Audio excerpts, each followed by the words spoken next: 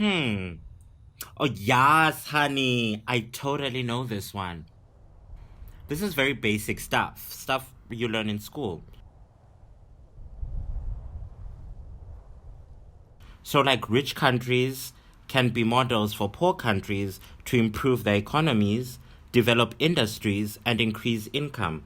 So they can also like solve social problems such as poverty, hunger, even lack of education. Also, since you're a child, you learn that the best countries in the world are those where human rights are acknowledged. The third world needs to work harder in their laws so that they can enhance the rights of their citizens.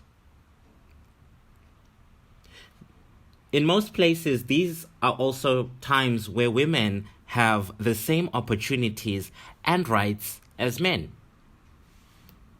More wealthy countries have more rights and thus more equality. Yeah, I think this is an amazing answer. This is life changing. You know what? I'm done. That's it. I'm done. Karina is waiting for me.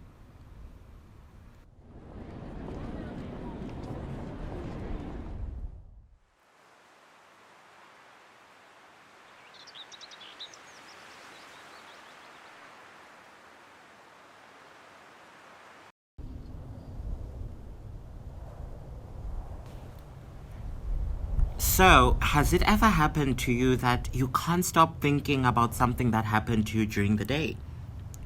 Yeah, why? So, like this morning, this guy had a camera and he was asking people about development. Oh, that's a tricky question. Is it? I don't think it's tricky. I have a really clear view of what development is. It's life changing, it's amazing. No, Josh, it's very complex because we usually think about it through institutions like the work of UN or World Bank, but in general their work is doubtful. Oh, girl, is it? Yes, Josh. I mean, after more than 60 years of development, how the world has changed. I know that it is not a general rule, but most of the rich countries are still rich, and most of the poor ones are, well, still poor. And many of the perspectives of these poor countries are never taken into account because the hegemony perspective always come from the rich ones. But why aren't we able to see things from another angle? It kinda makes sense what Karina said.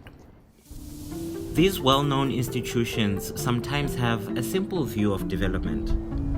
Countries are unique, and just like people, they should be seen with different angles and perspectives.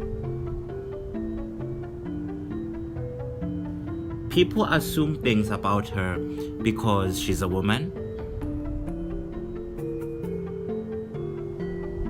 and also as an Indonesian, she is expected to fulfill certain cultural roles and expectations.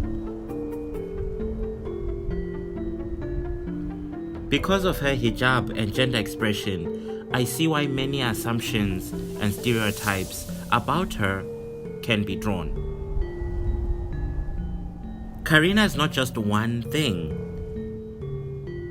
She experiences all these combined identities in different social structures all at the same time.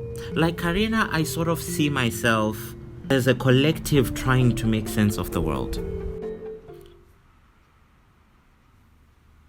Western knowledge often imposes the dichotomy of male and female, but doesn't consider how other cultures understand gender beyond this, beyond a binary. Growing up, I was told I had to behave a certain way and be masculine. Homosexuality? Forget about it. To my friends who were supportive, I was still acceptable. To them, I was still a man. And I guess that was easier to digest. Every day is a struggle. I learned to accept my body. At times, I still catch myself wondering what it would be like to be the smart one, the skinnier one, to be less Josh. I don't know where I got this self-loathing ideas from. When you live in a queer body, figuring out which of the pieces that belong to you can be a sticky situation. I am really happy with the body I inhabit, even when the world reminds me it could be perfect. I am defined by contradictions, never truly masculine or feminine. Mama, yes, God, no tea, no shade. To break out of the heteronormative, you have to kill who you were to become who you are. Who am I? Well, I am the universe. I am everything. And so are you. You are that tree, that canal, the air you breathe. You are in every single atom of the universe. For decades, you are told that your traditional knowledge is not important. It is less scientific. It doesn't hold the same value as Western knowledge. You rebel and you create your own locus of enunciation.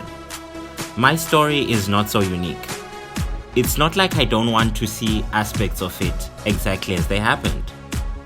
It won't turn out into a biopic or a foreign film. Truthfully, my story is more honest because I invented it.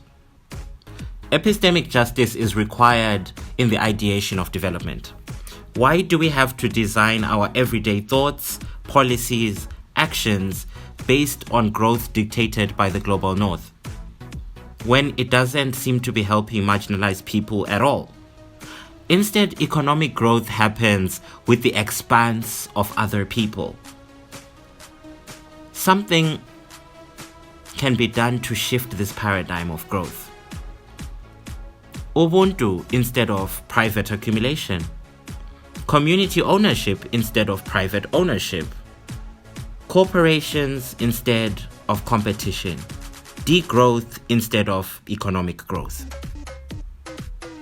And I think once we all understand who we are, we then realize our individual power.